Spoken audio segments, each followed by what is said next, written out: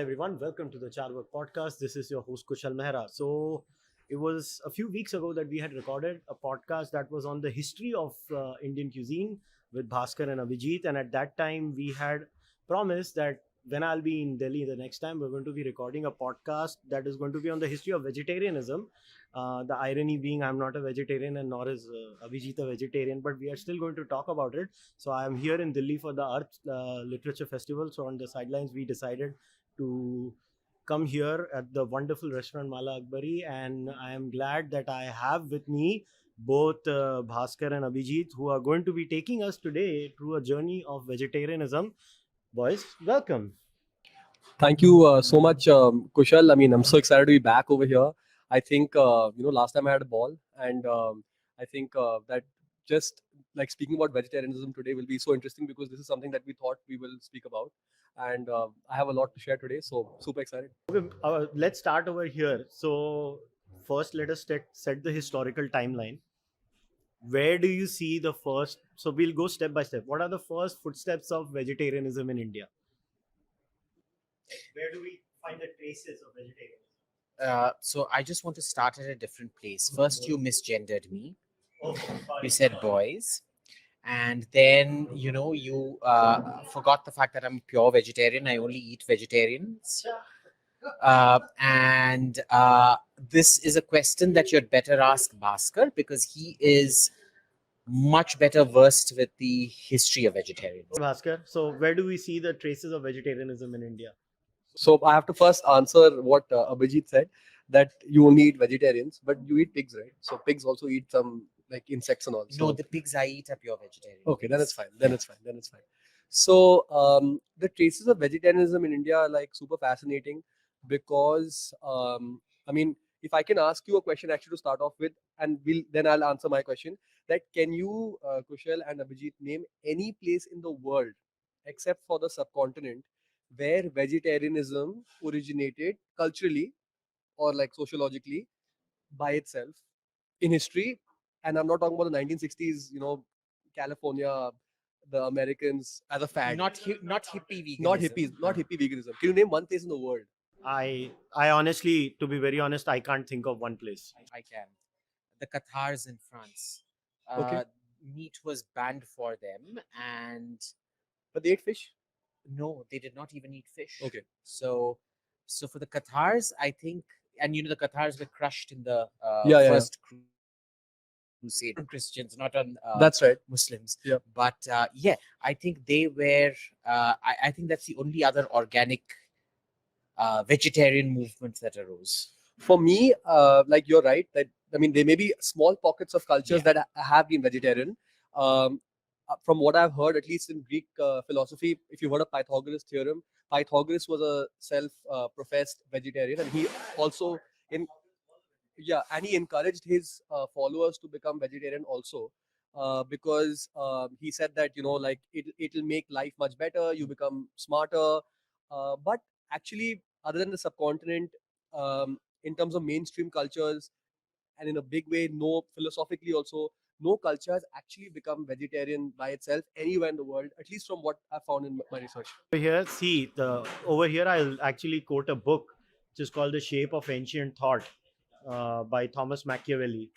I won't be surprised if that would be a digestion from the subcontinent going into that area, because at that time there was a lot of back and forth at the Persian courts between the Greeks and the Indians. I'm not saying I'm dead sure about Buddhism may have really influenced vegetarianism in Europe and everything as well. But I think, talking about like the question now that you asked, I'm sorry, I'm answering it about 10,000 thoughts later. But like in India, vegetarianism originated, there's a cultural aspect to it, there's a sociological aspect to it. And like people can say it happened because of, let's say, religion, ahimsa, non-violence was a philosophical kind of tenet that Indians are credited for, and non-violence towards animals and generally towards living things, because it affects your karma and it makes life better and whatnot. But if you look at it from a scientific perspective, it's so easy to kind of look at it that India and the Indus Valley, one of the first four river valley civilizations, is one of the only places where you have a rabi and a kharif crop, right?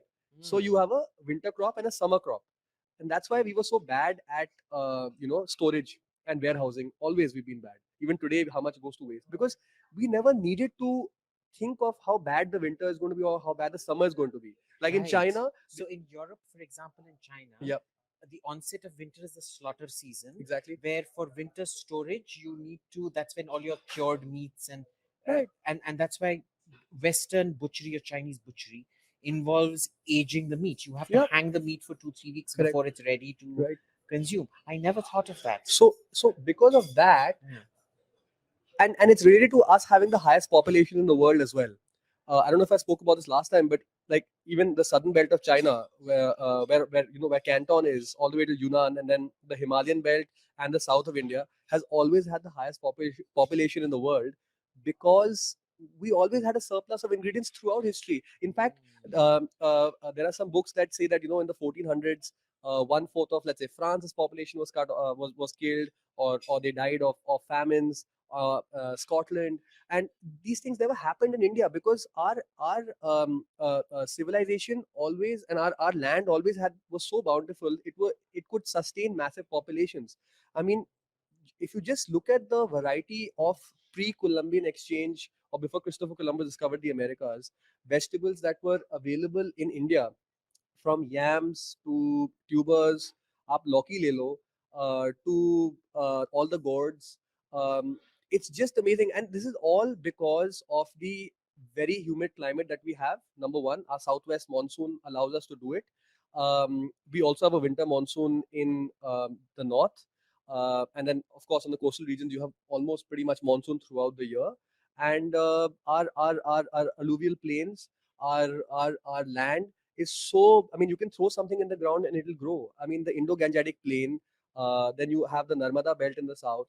I mean, it's just an amazing land. I mean, we have the most arable land in the world even today, and that's why agriculture. I mean, we may be quite bad at it compared to the other, let's say Australia, where they have to use small patches of land to produce a lot of you know food. So in India, we never had the necessity to use small amounts of land to produce more food because we could just use any land that was around us, even in a place like Rajasthan. So this makes perfect sense of the way we cook meat as well. Yep. So, for example, in the West, the meat is the main dish and the carb is the side dish. Correct. Here, the carb is always the main dish and Yes. the meat is the side dish. It's the supplement. Yep. It's not the main this thing, Yeah. right?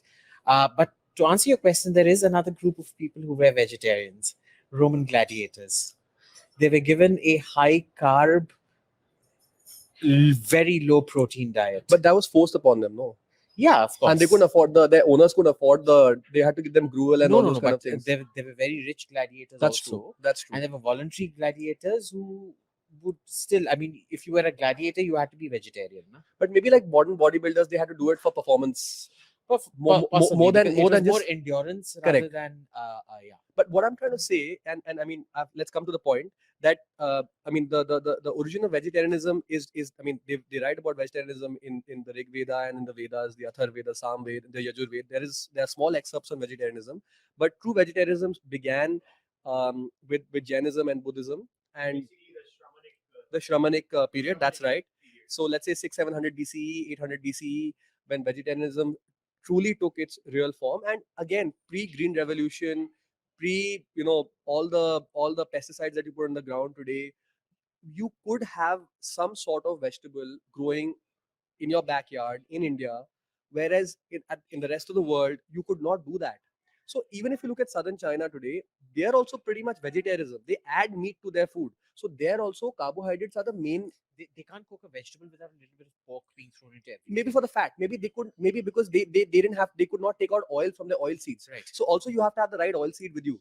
If you don't have oil seeds, you have to use, for your food not to burn, you have to have oil in your food as well, fat in your food. So if you have the right oil seeds, if you have mustard, if you have sesame, if you have almond, then you do not need to use any animal product. And then the last point being why India was so suitable to being a vegetarian civilization, because of the heat.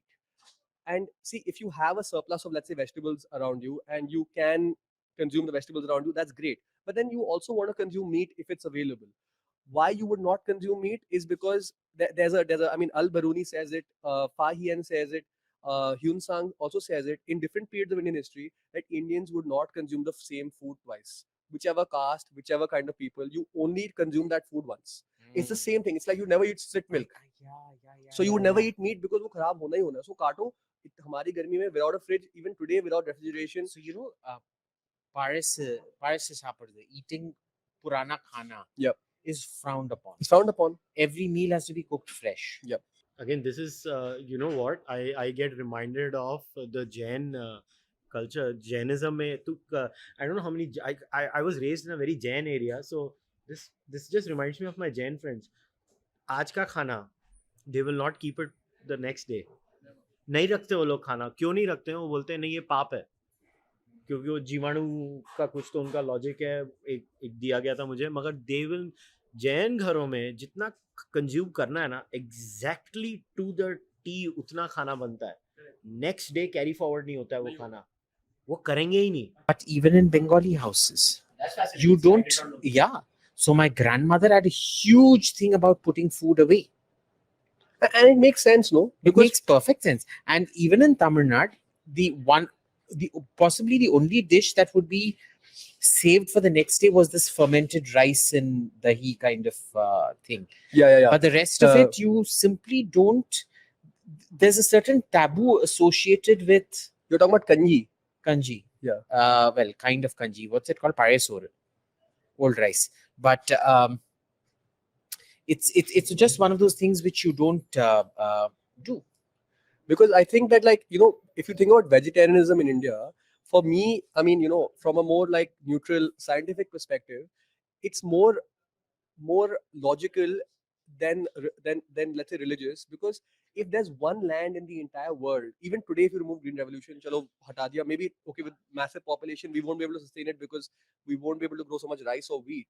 But even then, we can grow vegetables on this land that nowhere else in the world you could grow, and we don't have to put those nets on top, you know, for the heat to kind of grow the vegetables. We can The localized crops. We can grow whatever we want.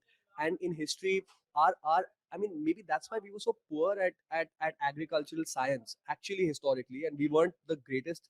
Okay, irrigation canals and all our ancestors did. No, but we did have agriculture. Now after the Rakhi Gadi excavations, we know we had agriculture. No, agriculture, we were But the first ones to do it. Innovation. But we never had. So, for example, you look in the Middle East. Yep. Okay.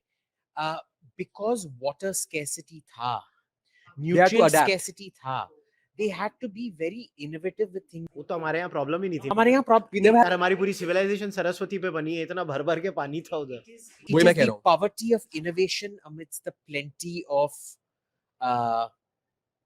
natural abundance. Correct.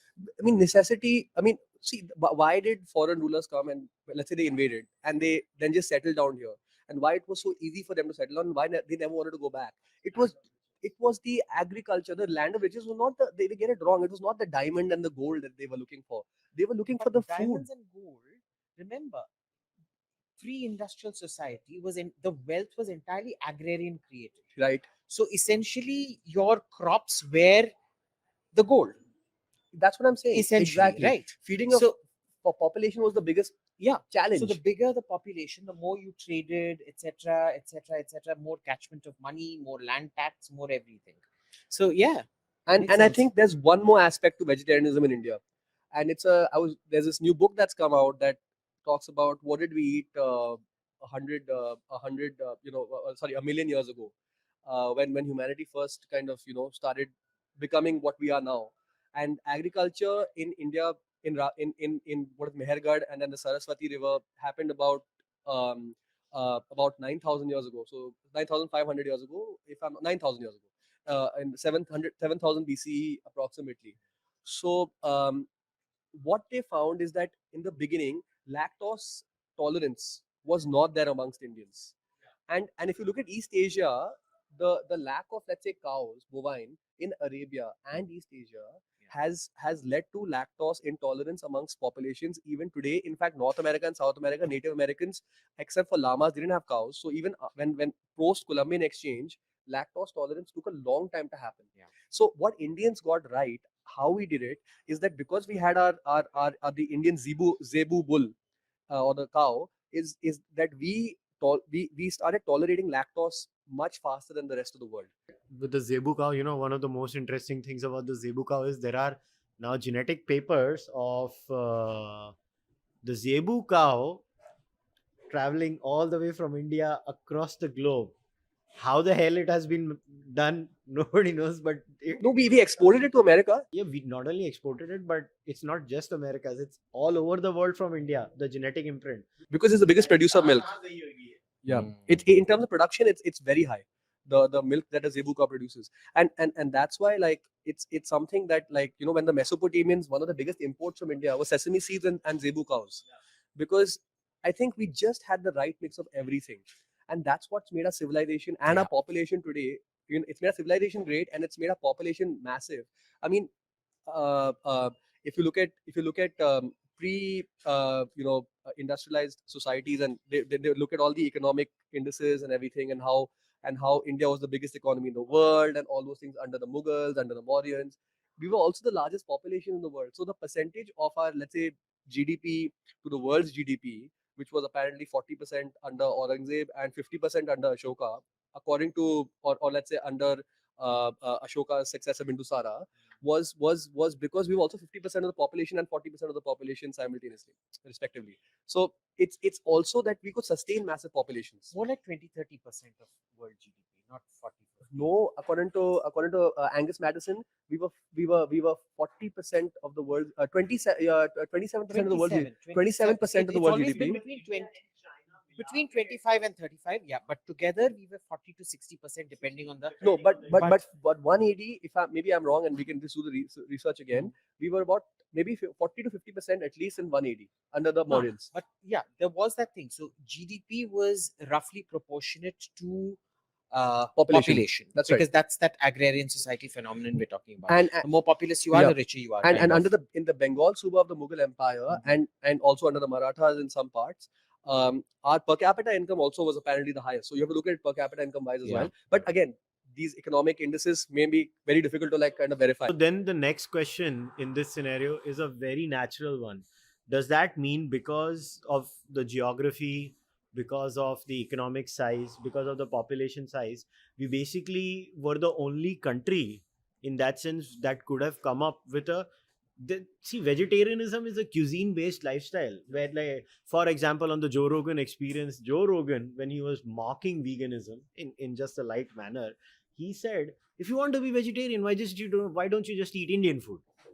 What Joe Rogan was trying to say is there's only one culture today where if you choose actively to avoid meats and still have a wholesome food, like till the extent you can have a bloody buffet, because buffet is the modern day landmark, just go Indian, right? But does that mean there could not have been any other country in this world because of these geographical conditions and population resources that we had? We were the only ones who could, even from a market economics perspective, maybe sustain vegetarianism? 100%. I think there was social. So just to add to this, I think there would have been social things as well. Yep. Right, because of the heat, disease setting in. So, for example, in India, you burn the body on the same day the death happens. You don't let it rot. It doesn't rot otherwise. In Europe and Arab countries, even in Arab countries, it's done very quickly. But in Europe, it's, the body is kept in state for 2-3 days, etc., etc., etc. That rotting and the disease that it spread, keeping the slaughter close. I think we would have made the connection between the rottage of meat and disease a lot quicker than colder places would have, which would have been very important in terms of connoting that this is somehow not healthy. Yep. That's interesting. Right. And in India, you've always been, imagine, right in Harappa, what's the most noticeable feature of Harappa? It's the ritual bath, which is something that's so standardized. We're all obsessed about bathing.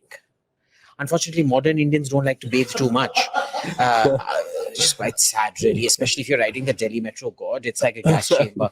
But generally, in my house in Madras, if you went bathing 3-4 times a day, they'd just say, I mean, it's not that you were smelling. Like, God, you're so oily, you must be smelly. Go bathe. It was natural to bathe 3-4 times a day. So that cleanliness, you clearly understood that there was a thing, clean, healthy, dirty, not healthy, rotting of meat. See, each point adds to both a social phenomenon, a climate phenomenon, a geographical ecology phenomenon.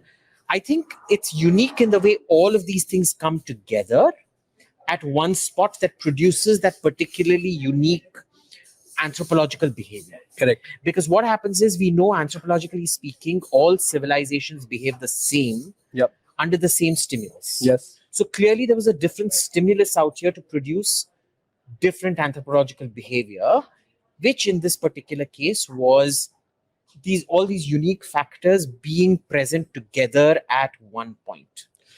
And then, of course, we start fetishizing vegetarianism. That's true. So, what you're saying is completely correct. Like, anthropologically, there are two parts to vegetarianism, like from human history. One is let's say the scientific, logical point that I spoke about, but then also like the social factor of taboo. Yeah. So, you can look at like today vegetarianism as, wow, it's saving the planet, you don't kill animals, and you have the non-violent part. But then again, you look at history and you always think that, easier and better than it was in the past, because now we don't have the issue of choice, or we have the choice. Earlier we're spoiled for choice. In history, unfortunately, like, you had to eat what you got, right? So it was much harder back then. And if you think about it, let's say if there were no vegetables around, let's say a Jain or a Buddhist would have turned to eating meat. I mean, Buddhists, yes, in some parts they did eat meat. I mean, apparently Buddha died eating a bowl of rice and pork. But in some tellings, in another, he dies because he offers his blood to a snow leopard. Yeah, He offers his body to a snow leopard who had starving cubs. But they had snow leopards in Bodh Gaya, in Bihar? No, he dies up in the Himalayas. Oh, he went back to, like, okay. Yeah. So there's different tellings of that story. Yeah. Okay. So basically, the thing is that, I think that if you look at it from a taboo perspective, that, like you're saying that, once, okay, chalo, theek hai, we started becoming vegetarian, we're eating vegetarian, it's all good, and we don't want to kill animals. But then that entire thing of growing up not eating meat. So I think once what also happens is once human beings. Right, exactly. So once you're accustomed to a certain thing. Yep. So for example, a lot of Western palates can't deal with Indian spices. They can't. And a lot of Indians are like, bhai, ye kya tum mere ko ghas poos. This is why, all those Guju aunties who go to Guju and Tamil aunties also. Yeah. There's such nightmares, these Kannada travel groups. Like Smita Prakash always travels in these Kannada. ANI ki Smita Prakash, hai na? She goes abroad only in these travel groups who will only demand Kannada food. They want bisi bele bhat everywhere. Okay. Similarly, like my mom will travel in this retired Tamil IAS lady officers group, where they want their idli, modaga pudi, dosa everywhere. In a certain tell way me also. something. Basically, see you, and the thing is, she goes to Italy and she's like, what is this food that they're serving me? There's no chili, there's no garam masala in the tomato sauce. There's how am I meant to eat this every day, etc., etc., etc. Right? Yep. So you get so used to a kind of food, and remember these days, because food's getting homogenized, you don't remember how each ethnicity had a very different fragrance to it. Yeah. I never realized that till I went to my first trip to rural China, where they had a completely Chinese diet. Was somewhere in, I forget where exactly in southern China, somewhere in 1991, somewhere around, I don't know if it was Yunnan or interior Guangdong, but the people there smelt so different. And their diet was just pork and local vegetables. And there was a certain very peculiar smell. So, when the first thing of the first Japanese encounter of whites, they used to call them rancid butter smellers. Yeah, smell of milk. Yeah, the smell of rancid butter. White people smelt of rancid butter. Yeah. Right. We taught the white man how to bathe. We still haven't taught them how to wash their bums because they will put everything on their bum, including sunlight, just Except not water. water. And soap. हाँ वो आजकल वो देख रहा है ना तू ऐसे ऐसे वो पिछवाड़ा करके वो सन बेथिंग करते हैं उसमें. I mean, how much sunlight do you need in your asshole? It's apparently very healthy to expose your rectum to sunlight, but they will not, no matter what you do, they will not expose their bums to water and soap. But thankfully, we civilize the rest of them to at least have a bath every day. So remember, we taught the white man to bathe. And isn't that so? The word for soap comes from sabun. And shampoo comes from champu or champi or something. So champu is interesting. The origin of champu is from Sheikh Din Muhammad was a Indian person who actually started the first Indian restaurant in London, of which there are 10,000 now, in 1833, I think. So he for the king at that time, I have to remember his name. So he hired him as a head massage specialist, and he called it champu, which became shampoo. So it comes from champi, putting oil in hair. And there's, and you know, those early curry recipes that you see in the earliest Mrs. Beeton cookbooks or Victorian cookbooks, they're hideous. Yeah. They have sugar and apples added to the curry. But you know why they put sugar and apples and Yeah, everything? because their ingredients didn't have the exact same flavor. Not only that, and things. No, it's not only because of that. It's also because sugar, let's say, preserves food better.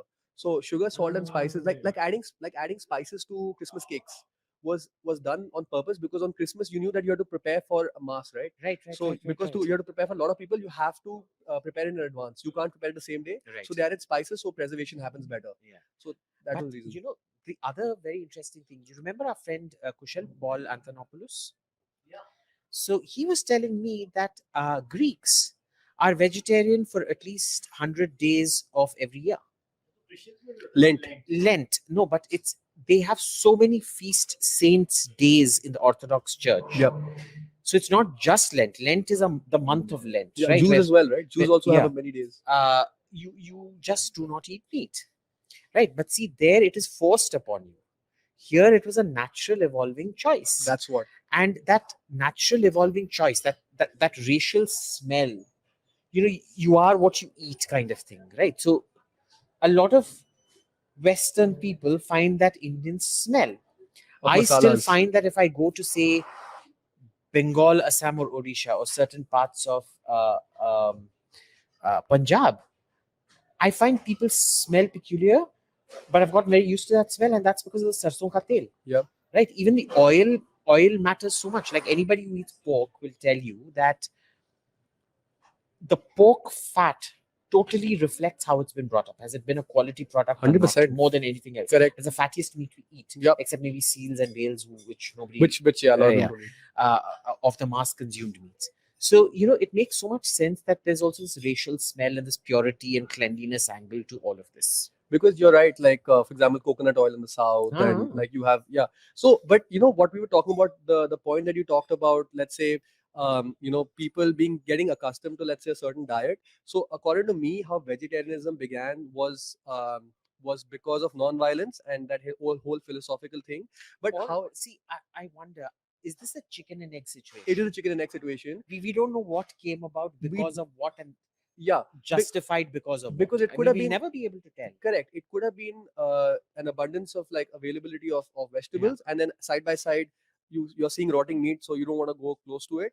And once it's caught on, then you get used to a certain diet. So it's like, you know, like WHO saying that by 2030 or 40, a lot of meat eating populations will start after eating insects because they're high in protein and they're easier to farm. They're not bad for the environment. I mean, but like, and you also look at the funerary customs. Correct. A cremation ground here is considered dirty, right? And women do not enter.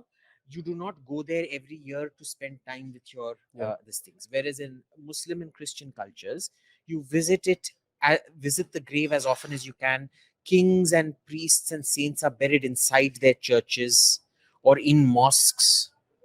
Right? So death and God are very close. Here, death is absolutely dirty, completely confined to a different area, and life is confined to a different area, unless there are some places where the Shakta practices are there, where there is animal sacrifices or human sacrifices once upon a time. Correct. And that's why, like when people die in India, like after the And cremation. isn't it curious? It's the Shaktas who eat meat. Yeah, that's true. So it is Kashmiri Pandits Yeah.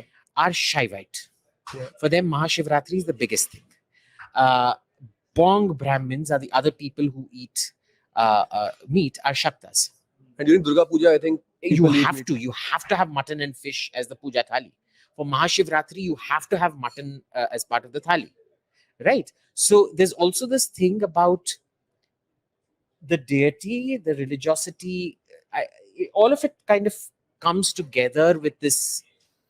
I mean, I would cleanliness, say the whatever. only place like no. So just to complete, when people die in India and there's a cremation, you see the close family always being putting into a quarantine where they have to cook their own food. They can't get out of the house. So quarantine is also there before. 10 days of quarantine is always there. 13 days of quarantine. आजकल ये भी होता है ना कि आप it depends on which part of the country you are from. It depends on 7 to 13 whatever 13वीं तक होता है. वो northern Indians में 13वीं का ज़्यादा होता है. But बाहर खाना बाहर से आता है. घर में नहीं खाना बनाया जाता है. For 13 days, no, in the south also, for 13 days, there is no food cooked at home. Oh, not It cooked has at to home, come that's from right. outside. Correct. It is not cooked at home. And see, on the thing that how does vegetarianism evolve, right? So on one hand, you have abundance of vegetables and resources. And on the other hand, you could also have an increasing moral arc. So the moral arc is basically saying, look, you guys, you fellows, why are you killing animals? You have so much resources. Why don't you stop? So it could be parallel to each other where Remember, Kushal, this is where we discussed why Hinduism survived. Was because we developed theology. And theology is a higher state. So we're the only Bronze Age religion to move from mythology to theology, which would then develop a moral arc. So the Greeks and Romans had a huge issue with morality because you die, like we discussed, you die and you go to Hades, to Styx, which is the grey netherworld where everybody, it doesn't matter if you're a cruel tyrant, if you're a great warrior, you're there. You're only remembered on earth by your the tales that people tell of you. You should be remembered by people, right? And that inspires you. But what happens out here is, that is why philosophy develops in the West. Philosophy develops not with Christian theology, it develops with pagan mythology, which did not have a theology, to produce good behavior in men while they were living. Yeah. Right. That moral arc comes with the development of theology in Hinduism. So in which case I would say it is Hinduism that produces vegetarianism, because that is what produces the moral arc. Hinduism gives it, I mean, Jainism in that sense, see, Jainism also has the concept of Jivanu, right? So what is a Jivatma? In that sense, they consider everything that has a Jeev should not be harmed. So they are very particular about that, which is why, they wear the face mask. I mean, I'm calling it a mask now. What else do we call it? They walk barefoot. In most Jain, at the highest level, you're not supposed to wear any clothes either. You cause minimal damage. And you are right about the West, that it took a 1970s a philosopher like Peter Singer to basically say the same thing that the Hindus and the Jains and the Buddhists said 3,000, 4,000 years before them. Basically. But look at it in other ways as well. Tell me, who would think of making things like virtually everything is sacred. Virtually every tree in the forest is sacred. All animistic religions in that sense do say that, right? But not every animal becomes the vahana of someone. Yeah, and it is not as profound as us. So, for example, in Egyptian mythology, hippopotamus were sacred. Crocodiles are sacred. Sobek. Okay. The ibis is sacred. Isis or Horus, I forget which one. Horus is the falcon. Okay. One thing that is not sacred and represents the devil and should be eaten? No, cats are super sacred. Cats would be killed for killing a cat. वो तो हमारे गौ भक्त से भी बहुत ज्यादा ये थे. गुस्ताख के कैट का एक ही सजा 7 तन से जुदा. But ducks were meant to be the embodiment of the devil. हाइला बेचारे बतख ने क्या बिगाड़ा उन्होंने? I know. Like you look at a duck, how the hell does it? From what universe does it represent the devil? Yeah. Maybe there At was least- bird flu or At something least like that. geese, I can. Yeah, maybe exactly right. Maybe geese, at least I can understand. You know, geese are vicious. You know, geese gang rape. Geese have I want all our viewers to Google geese teeth. They have 3-4 rows of back bent teeth. If a goose bites you, Propaganda against geese. it literally shreds. It's like putting your hand through a shredding machine. Okay, and geese are more ferocious than Rottweilers. I think very few people eat geese anywhere. I don't think it's Yeah, a consumed But like geese bird. and ducks were considered the embodiment of evil spirits and the devil, and you eat it. Here, even a rat, which is a known disease carrier, is made the Vahana of Ganesha and is sacred. So, you know, I didn't realize this, but you know, my Kirani ki dukan, they all have Ganeshas. And you know the one thing they don't stock? Rat traps and rat poison. या वो जैन होंगे पक्का? So then why do they have a Ganesha ka diye? वो गणेश रखते हैं जैन लोग दुकान में. But they do not. And 5-6 shops in a row will not stock that. नहीं मार सकते यार. So I'll give you an example. My best friend's house, right? देखो अभी चूहा घर में आता है तो आजकल वो तुमको मालूम है ना वो मैजिक चिटकाने वाली वो नोटबुक के जैसे होता है ना वो लगा देते हैं चूहा उस पर चिटक जाता है मगर चूहा मर जाता है उसमें. So I told my friend कि तू ये लगा ले. He gave me the dirtiest look on planet Earth. He's like मतलब चूहे को मार दूं? तो बोला तू क्या करेगा? चूहा है तेरे घर में. बोलता है पिंजरा रखेगा उसको पकड़ेगा फिर मैं गाड़ी में रखेगा और उसको जाके छोड़ेगा. बोला इतना त्रास करेगा. I've literally seen this in my best friend's house. Taking a cockroach like this, folding it like this in the hand and keeping it loosely outside. They will never kill it, but they're Jain. Yeah, no, And- Indians have and natural wildlife kolam. conservation. Kolam. Why do we put kolam? Kolam these days, they put stickers outside the house. Traditionally, those patterns outside your house were made with rice flour. Right? So the insects didn't come inside your house, they'd eat, feel thankful, and they go. Go outside. This is fascinating. So now let us go into phase 2. So what is the development of, because at the end of the day, this is about cuisine. So now tell us, how does the cuisine develop? Okay, we covered the bit where we start vegetarianism, but how does it become into a proper cuisine then? See, I remember Kushal, your favorite ingredient paneer for sure was not there before. But how, at least, let's say if we take mainstream India, northwest and south of India, and look at the progression of cuisine throughout, the period. To be very honest, most historical texts, any historical texts, do mention non-vegetarian dishes as well. For example, there's a quote on one of there's an edict of Ashoka which says that in the kitchens of Devanama Piyadasi, or beloved of the gods, all animal slaughter has been stopped. So you could say it's the first edict of non-violence towards animals. But peacocks are still eaten because they are the tastiest of birds. So there was always some animals. Talking about rats, text from 1129 from the Western Chalukya Empire. If you read it, it says that that Someshwar II, the king of the Western Chalukya Empire in Badami, that they ate vadakas, which are the modern vadas.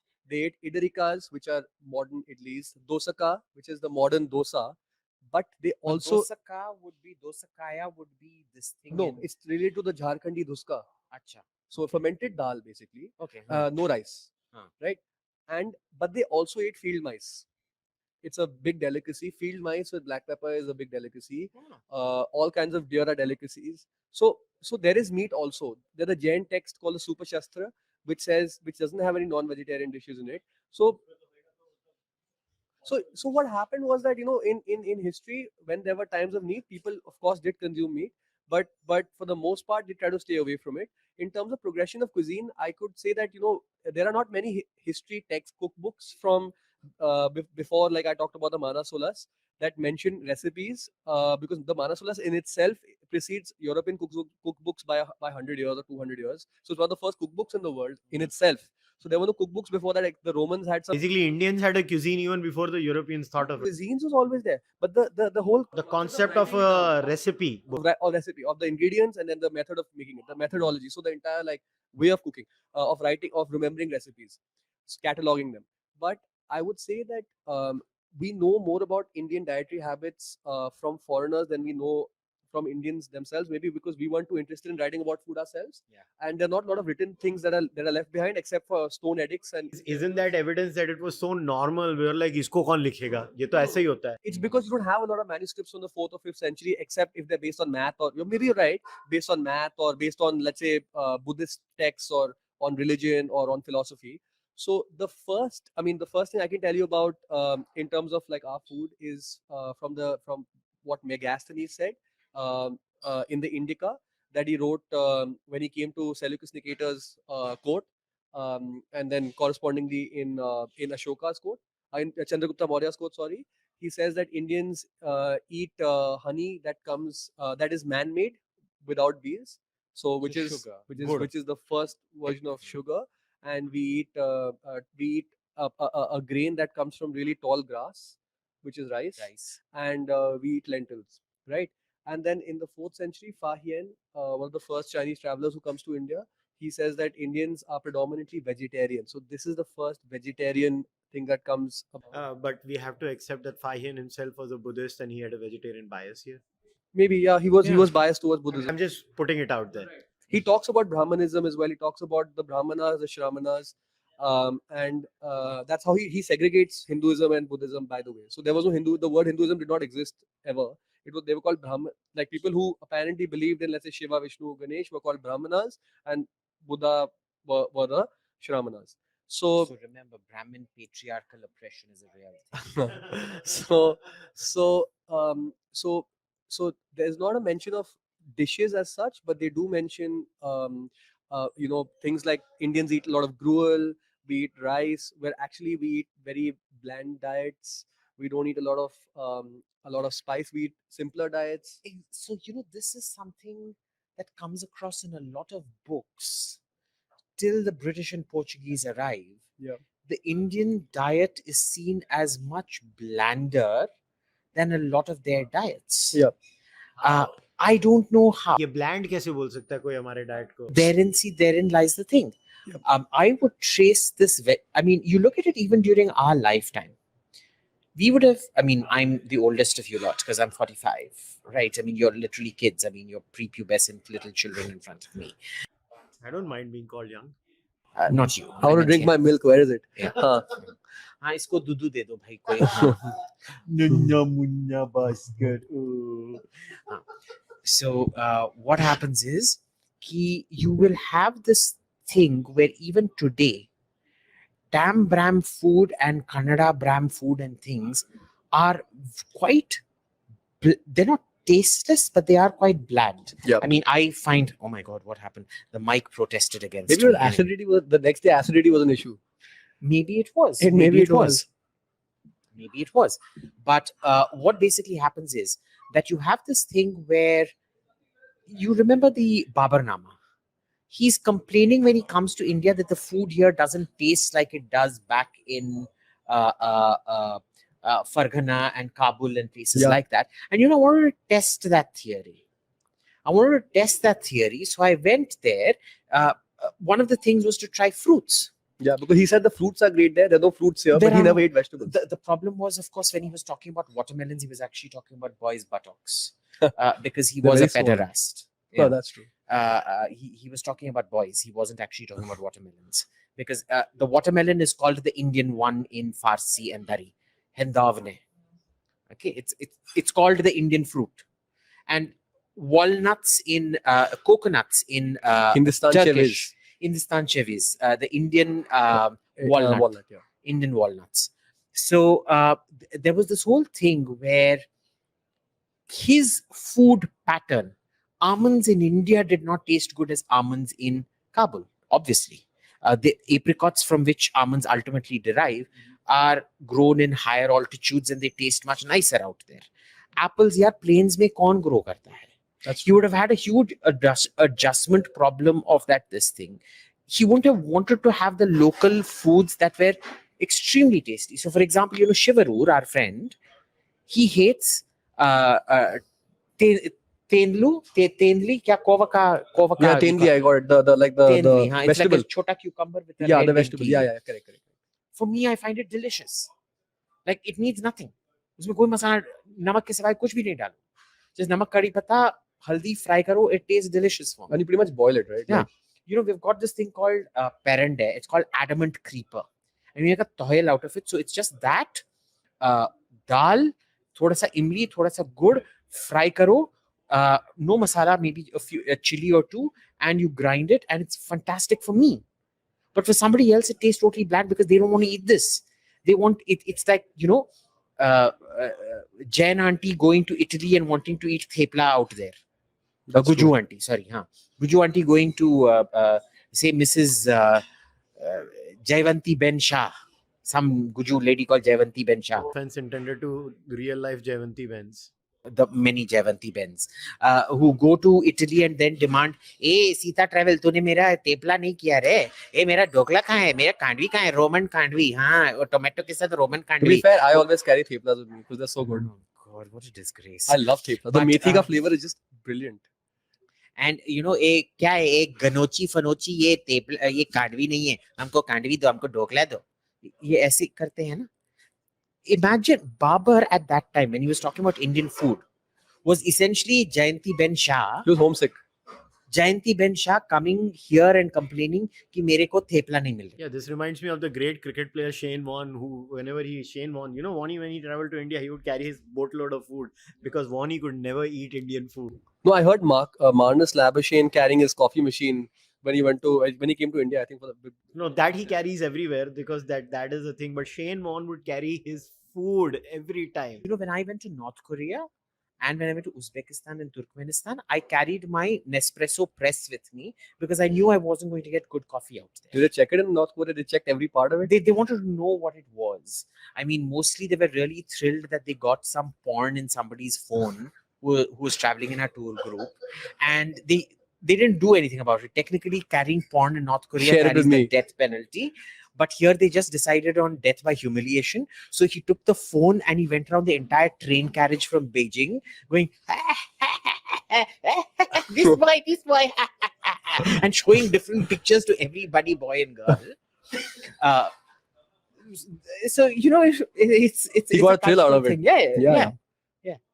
But I think that in India, vegetarianism is so special because, I mean, even if you think about a place like Rajasthan, where you'd say that pretty much you can't grow crops throughout the year. It's not very agricultural friendly. It's a lot of dried veg. So there's chickpeas and a lot. So yeah. That's the chickpea. So now the lentil part comes. I actually wanted to bring in lentils, which was other than our vegetables that we can grow. Lentils are something that are so special to India. And if you look at how in the 60s and 70s when when the FDA in the US said that the Mediterranean diet is the best diet in the world, or in Japan, the Okinawan diet is the best diet in the world. No, it's not only the fish, it's the veggies that you eat with the fish, the carbohydrates that you eat with it, because in the complex carbs that you get with it. I think in India, a bigger taboo than on meat, at least what my mother is maida. That she won't say anyone meat. You can't. Maida, aata kha sakte hain. But people maida, there is. Yeah. But there is even a hadith for the Muslims against maida. Maida, that's right. Yeah, that's difficult to digest. But it is difficult to digest. Not really. I mean, if you go technically, it's removed all the stuff that you're appendix. Yeah, Magar, isn't it very unhealthy, maida? Simple it's carb. Unhealthy. If the glycemic index or for let's say whiter any kind of whiter flour compared to let's say more less refined flour it's worse on the glycemic index and it's worse for you. It's a simple carb, but I mean it depends on your lifestyle. It depends on the genetic factors as well. So I think in India, what happened was that because we had so many lentils, you had to digest those lentils, and I feel that because you ate rice with it, you always wanted to eat more complex carb than simple carb with your lentils. And don't forget, even Indian rice. I sometimes get this hand pounded rice. It is not as dehusked as machine dehusked rice is. Yep.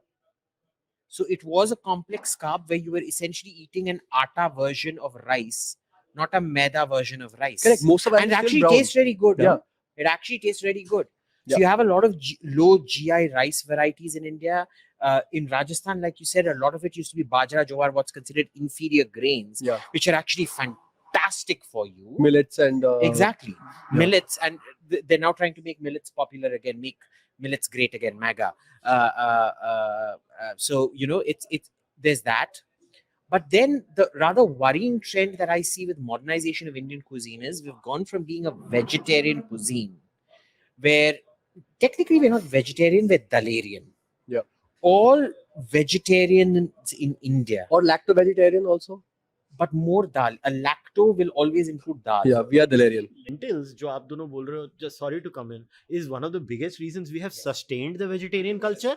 100%. See, the protein, very honestly, I mean, nutritionists would probably kill me, and I'm no expert on it, but I mean, the protein benefits of lentils is grossly exaggerated for sure. Like I was reading a factoid that like steak, let's say meat has 22 grams of protein per 100 grams, and at the same time they put rajma with 22 grams. It was a complete wrong fact. Rajma has maximum 8 grams per 100 grams of protein.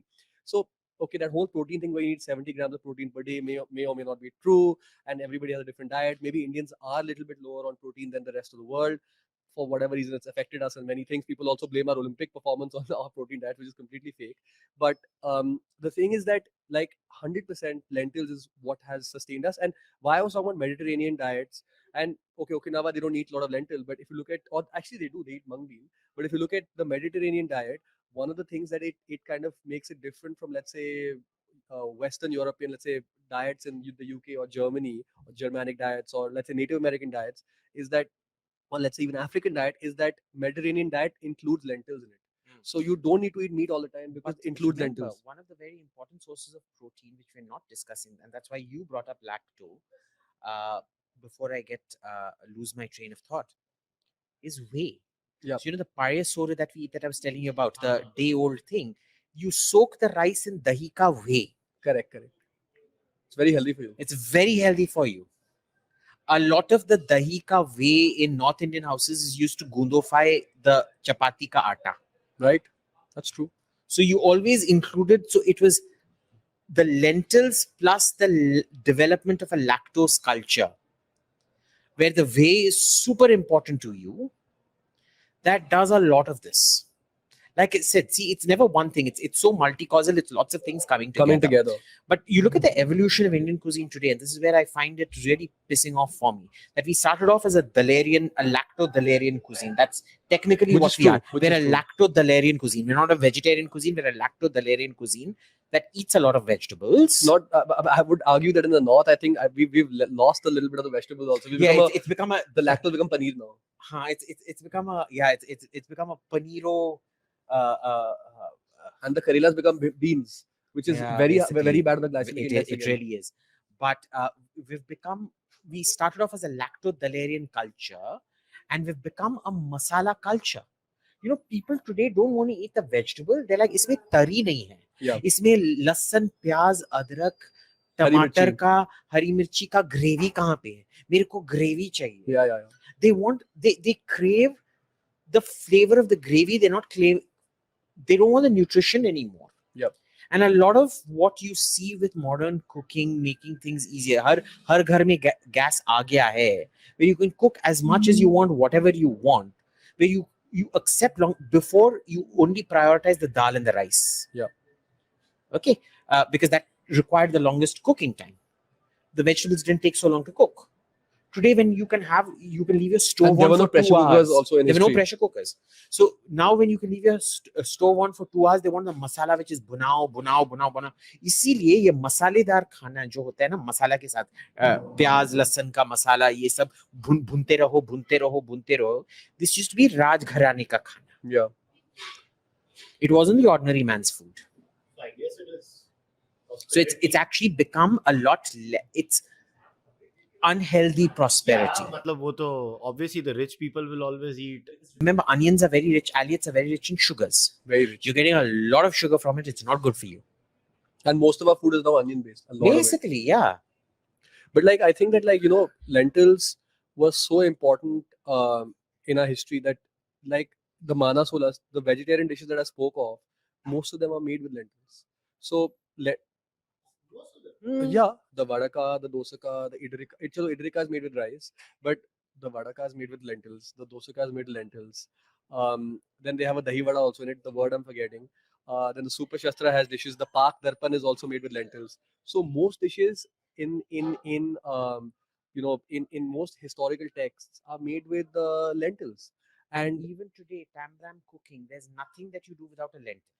Sambar, lentil. Rasam is lentil ka pani. Mostly. Okay. Vetakorma is where you fry the lentils first and then add tamarind water to it. That's a vetakorma. Those are the three main dishes. Okay. Her South Indian dish में उड़द दाल का तड़का पड़ता है, चने दाल का तड़का पड़ता है, किसी दाल का तड़का पड़ता है. Right. Kut is basically a dry lentil. It's sort of a lentil gravy around a sabzi. Yeah. And you have a dal also on the side, maybe, right? Usually the sambar or rasam kind of thing. And a but dal even as well. plain parpu. Parpu also, yeah. Parpu is just there. plain Yeah. tuar dal cooked with Yeah. hing and with ghee. You eat it with rice. It's the dal. If you, I want you to find me even coconut chutney, boss. Can have The dal in it. flavor of the coconut chutney Urad actually dal. comes from the chana Urad dal. jor garam. उड़द दाल होती है ना, कोई तो दाल होती है उसमें. हाँ, chana jor garam. Dehusk it, as in remove the chilka. The best coconut chutney is when it's 50% coconut and 50% chana jor garam. Yeah, and or puri also. Podi you have to is make with what? dal. Podi, the moraga podi, the gunpowder that you Is eat. dal. It's powdered dal with a little bit of chili and hing and jaggery. So everything is dal. And there's a scientific reason, because rice has certain compounds and dal has certain compounds that are perfectly complementary. Which is why dal chawal is something you will never even meet a Gora Admi who hates Indian food will love dal chawal because it has a natural addiction affinity to each other. Correct. Because you have the I simple forget- carb and then you have the complex carb and you eat it together And there's and it's some, great. there are two very specific hits the right things in your compounds mind. that are, it's like the coming together of Shiva and Parvati almost. It's the perfect union. Yeah, and then the sweetness of the rice hits your taste buds first, and then you get the savoriness of the dal. It's a perfect combination. But what I would say is that if I can add another point other than the lentils, is that have you watched the movie Martian? The Martian? Have you watched it? तो वो जो Good Will Hunting वाला actor वो ना. Yeah. I forgot the actor's name, but anyway, when Mark Wahlberg, maybe I'm wrong. नहीं, mark वॉल्बर्ग नहीं, दूसरा है वो जो अपनी पूप से बनाता है फिर खेती करता है अंदर ना. हाँ. So correct. And what does he grow? What खेती किसी करता है वो आलू की. Because apparently potatoes are one crop that humans can survive on solely without having anything else. And pre-Columbian exchange, we didn't have potato, but what did we have? Which in the poorest parts of Africa and in some parts of India and in Southeast Asia, Different kinds of yams and tubers. correct. I was wondering, can somebody show us the native yams and tubers? Because I think yams are something that are so high in calories in such a small amount that you can easily consume yams, and it won't. I think we're getting some tapioca in there, which is not historical, but why not? Tapioca is disputed. It's probably Papua New Guinean. So what is it? So you have zimikand over here, you have kachalu, you have tapioca. So these are so high in carbs that they are very, very, I think, वो मेरे को दे. very delicious and very good for you. But if you have them too much in today's diet, they might actually be bad. You have arbi also here, colocasia. So they might be from a historical perspective. Imagine if you need, let's say, if you take an average of, let's say, 1500, 2000 calories per day, something like this would cover most of your calories easily. So I think that these are very good for you. And I think I don't know. I just think that yams would. Would you want to eat some of this? Malakbari, we have some of these dishes. So this is really interesting. You know what this is? This is banana blossom. These are banana blossoms. So I think in Bengal and Bihar they make koftas with This this. is called mocha in Bengal. Yeah, mochar Ghonto. ghonto. Which tastes exactly like keema, by the way. You can't make the difference at all. And this is shojne data, what we call drumsticks in Bengal. But In Tamil, remember, what do you call it? in Tamil, it's varappu. No, the drumstick. This is called murungaka, from where you get moringa. The leaf of Yeah. this is called moringa, Which is apparently really healthy now, and which it's got is massive now it's benefits. considered a superfood. Yeah. अरे हम moringa हर चीज में डालते थे, पता है? Correct. We're getting some citrus also in, so we were Oh, citrus originated in India, by the way, in case originated you in didn't India. know that. Yeah, So these are lemons, massive lemons. these are Italian lemons. Yeah, they're not Indian. They're not Indian, but they Not- did originate in India. And then we You know, have even lime now also. in rural India, you actually get lemons like these. They're not Italian; they're actually Indian lemons. Yeah. Incidentally, if you didn't know. But you have very similar limes that you get in You do. Uttarakhand, and then you have bear, of course, which is native to the subcontinent also. And I think you have amla somewhere here also, which is very high in vitamin C, very good for you. So if you look at it from a micronutrient perspective as well, all these foods are very high in micronutrients. But now I'm talking like a nutritionist, and I will stop right here in terms of nutrition. But what I will say is that, for example, the banana flour, you can eat the banana that you get on the tree, you can eat the banana flour. They've all got very good macros. Yeah. They've got really good macronutrients. Healthy. Ye to aapka favorite. This is something that we've given to the world.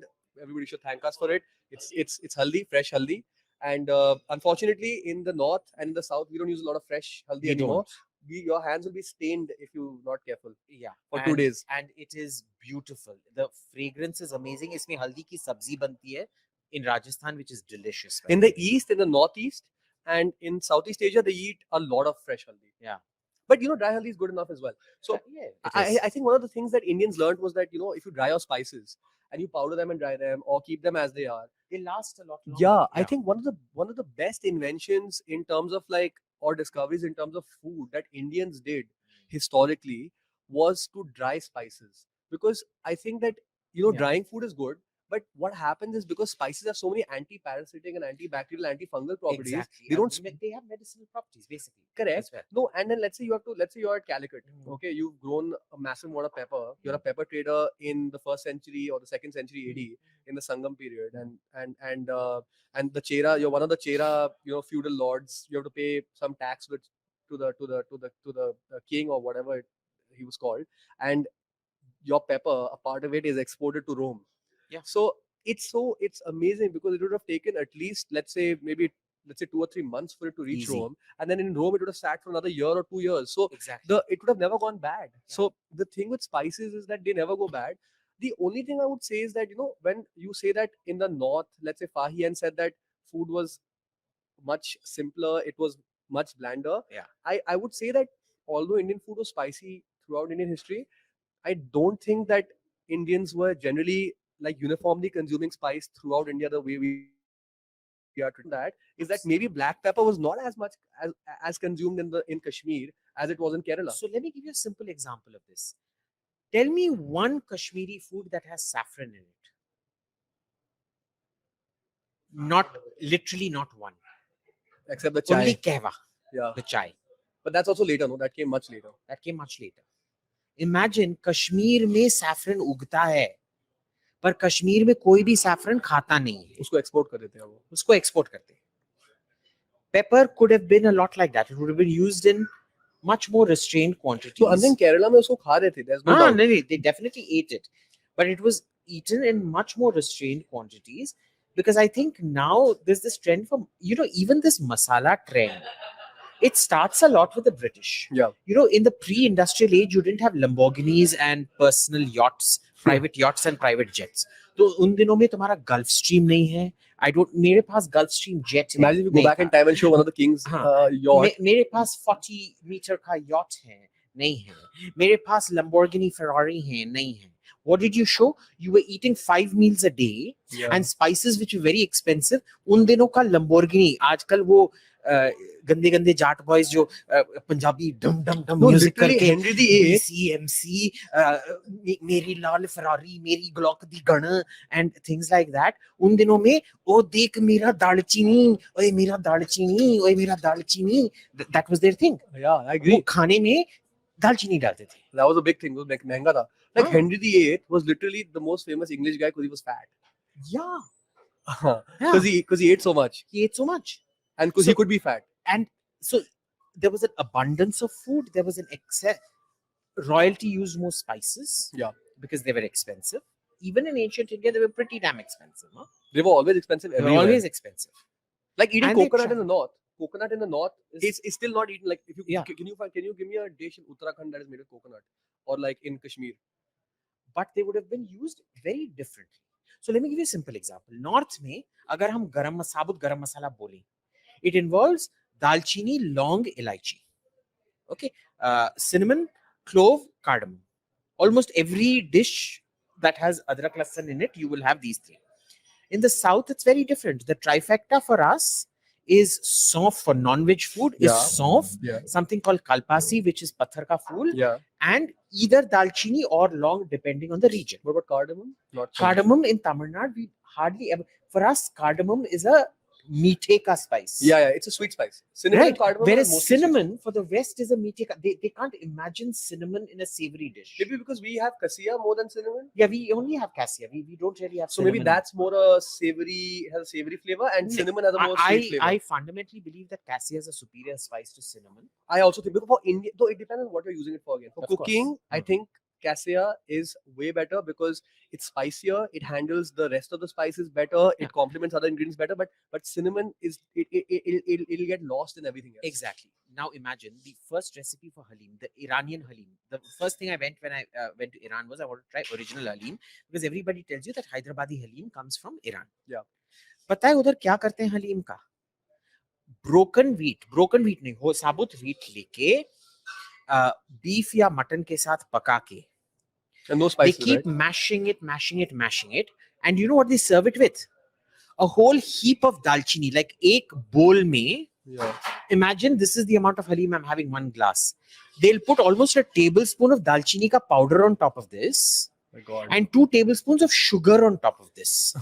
और इतना गंदा था, मेरे को उल्टी आ रही थी. No, but the savory food is becoming sweet. So how can But you see, have for it? them, this is spicy and good. Yeah. But for us, using even a little bit of dalchini, just because they're combining it with cinnamon, with cardamom and long, they're like, oh, so spicy, I can't eat this. You know, in Iran, they actually believe if you eat too many spices, you become dark. इसीलिए तेरे पूर्वज ना वो मसाला व्यापारी थे. मैं Iranian homeland में विश्वास रखता हूँ. हाँ, तेरे तो पूरे काला काला, तुम काली मिर्च. मैं तो काली मिर्च हूँ. मैं गोरा इन्वेडिंग यूक्रेनियन है. That's good. But be careful of being Ukrainian now. मैं original Ukrainian. Okay, that is fine. अच्छा, फिर मगर मेरे को एक ये क्वेश्चन है कि it could be a completely wrong framing itself, but why do you think when all these things like potatoes and many other things that came from outside, were we able to assimilate these outside influences into our cuisine because we had a robust vegetarian culture, or we would have assimilated them in a non-vegetarian culture too? Because I mean, very honestly, it's an easy way to look at it. It may be more complex the answer, but I just think that anyway we were so easily, like we could grow crops so easily, and potatoes are the easiest to grow. No, I'm just using potatoes as an analogy, just to be clear. Tomatoes, let's say peanuts, you take corn. I think first of all, where they come from. Capsicum भी बाहर से ही आया है ना? All chilies. The Aztecs. So Mexico and Peru, by the way. So Central America, what is called Latin America, is on the same latitude as India. So if you look at their climate, and the Aztec civilization had 10 times the population of the Spanish civilization at the same time. It's just that the Spanish had much more superior weapons, and they had smallpox as a weapon as well, which killed all the Aztecs within a short period of time. But the thing is that because they had such similar latitudes, American ingredients could grow so easily in India, and Indian ingredients could grow so easily in America. Yeah, like exactly. It's like tamarind and lemon. And there's also a great similarity. वो धनिया इस्तेमाल करते हैं, जीरा इस्तेमाल Everything is करते in salsa is chutney, right? मिर्ची salsa is chutney, And tortilla is roti, right? tortilla is roti, And ठीक mole है. is curry, right? mole is curry basically, right? So the first recipe that we know for tomato and chili with a little bit of chocolate thrown in is a Aztec recipe for sacrificed human thighs. Yeah. They would eat chocolate with chili. So there were, and chocolate was always Chocolate savory. and chilies are And it was pretty never decent sweet because there was no combination. It sugar. was not sweet. So there was no sugar. It was not sweet. Okay, now because we've already, by the way, for the record, an hour and 10 minutes into the chat, but I want to discuss something very important. So we've kind of gone from the start to the development, and I won't. So if I was to ask you, both of you independently, do you think this is the mature phase of our vegetarian cuisine or the middle phase of our vegetarian cuisine? This is the yuppie phase. It's the yuppie phase where we're doing too much masala. And I think we'll find an equilibrium where when the disposable income goes higher and you want easier, simpler food that is more sustainable, I think we'll go back to what we used to do, because there's always a rediscovery of older food that happens in every civilization. I think it's a very interesting phase. Whether it's mature or not, we don't know, because it's like naming something modern today. You're a restaurateur or a hotelier, and you are a nerd when it comes to cooking. So what do you see all these things? Like, he always complains about we have destroyed our food. Because No, there's we have not destroyed our food. You Punjabis have destroyed our food. What you people have done to Indian cuisine is far worse than what the British and Muslim invasions But can I of tell this you the country worst? did. Can I tell you who's done the worst thing to food? And that's the ingredient I'm going to talk about right now. There's one ingredient that was invented in the 1990s that has changed vegetarianism in India. Maybe it's good for you, maybe it's bad for you, maybe it gives you cancer, maybe it's great for you. The Chinese have been eating it for 3,000 years. So what happened in the 80s and 70s when Indians started traveling abroad for the first time, especially a lot of vegetarian Indians from the south and from the north, they found that eating meat actually is not that bad, and you have to eat it to survive in some places. So a lot of children, for example, of vegetarian parents may eat the curry of a butter chicken or Rogan Josh today, or I mean whatever non-vegetarian dish there is, and when they go abroad they eat it. But growing up knowing Soy. that Soy chunks. so growing up knowing that meat is something that is so you're so averse to it, and even if you tried it, you never there's something that can always makes you've eaten it once or twice but you can't eat it again. में तो पंजाबियों का पाप है ना, सोया चाप जो वो बनाते आपकी गलती नहीं है, thank God. अच्छा शुक्र है, चलो हम बच गए. The issue happened when mock meat was first invented in the 80s in Singapore. So in Southeast Asia, when they invented mock meat, why would a vegetarian want to eat meat? But here it is. You want to eat something that looks like meat, it tastes like meat, but it's not meat. Maybe lab-grown meat in the future can solve it. But you know, the surprising thing is, mock meat today in Singapore is very different from what Yeah, mock yeah. meat. Mock Tempeh. meat was developed. तूने और मैंने वो जो खाया था जब मैं और तू आईटीसी के कैफे में थे, वो क्या था? That was fried gluten. Yeah. And what you do is, that is what they, because fried gluten, soy in China and Japan was used to make soy sauce. Yeah. Okay? They didn't use it to make Tofu? soy chunks and things like that. Soy milk, which became tofu. But they needed some kind of a meat substitute. So they came up with gluten, wherein you take, you make a dough, and you keep washing it in water till only the gluten remains, and then you fry it, and it's got roughly the texture of meat. Well, Soy chunks don't have the texture. They of don't have a meat. texture of meat. For a vegetarian, they imitate the texture of a meat, but they're not meat. Because in the soy chunks they mix flour also to make it more Right. starchy. Exactly. And isme, so what we had was fried gluten. So I think the invention of soybean into becoming soy chunks, Nutrella, it was very popular at one time. It's a company. Please don't. I'm not quoting any company, but I'm talking about Nutri Nuggets. If everybody knows. So I think the soy chunks coming into the Indian diet, and literally there's so many people who eat it like daily now. At least 3 times a day in Delhi. If I can, that's how it is with aloo. Soya aloo ho gaya, ya ye ho gaya, ya wo ho gaya, and then your dish is now malai chap. Malai chap is So- made of soy. Which is made of soy. It's So disgusting. chap is something that is so popular now. Do you eat chap? But a lot of people in Delhi do. In Delhi, chap is very Yeah. popular. It's a Delhi thing, और ये बॉम्बे में भी आ गई अभी चाप का culture. Because in Delhi, if let's say 60 or 70% of the population is vegetarian, and you want an alternative to paneer, and you don't eat a vegetable, and you want to go out to a restaurant and not eat a vegetable, a chap is a great thing to eat, and you can eat it at home now. Boil it, fry it, cook it. It's already cooked. You don't have to do anything to it. It's the easiest thing to prepare. It takes on all the masala from outside. It's fine. You can eat it. And I think that's what is now where Indian cuisine, like in general, at least let's say mainstream North Indian and South Indian cuisine, is going towards things that were not native to India and now are more like, I would say they're different, and it's about making it easier. So globalization has, I think, affected vegetarianism in India also now, because it's like you're looking at a Western person coming to India and saying that, oh my God, I'm a vegan, I'm a vegetarian, and then they can't eat any of the milk products, gluten free. So we have everything. We have gluten free chila. We have coconut milk food in the south is all vegan, right? So we have an answer to everything. But now like let's say the more the elite part of the society wants to become vegan, and They they're want to become Western vegan. They don't Western want to become vegan, Indian vegan. Western vegan, and they're imposing non-Indian vegetarian concepts on already 1,000 or 3,000 or 4,000 years of vegetarian culture. See, गोरे का veganism cool, हमारा vegetarianism brahminical. Exactly. So let's say now what's becoming cool is the Thai curry. Coconut Thai curry is cool, but which is nice. I mean, I'm not going to say no. I mean, it's okay. I mean, A really good Thai Yeah, curry is but outstanding. it's not culturally part of our cuisine, Right. obviously, because we're not Thailand.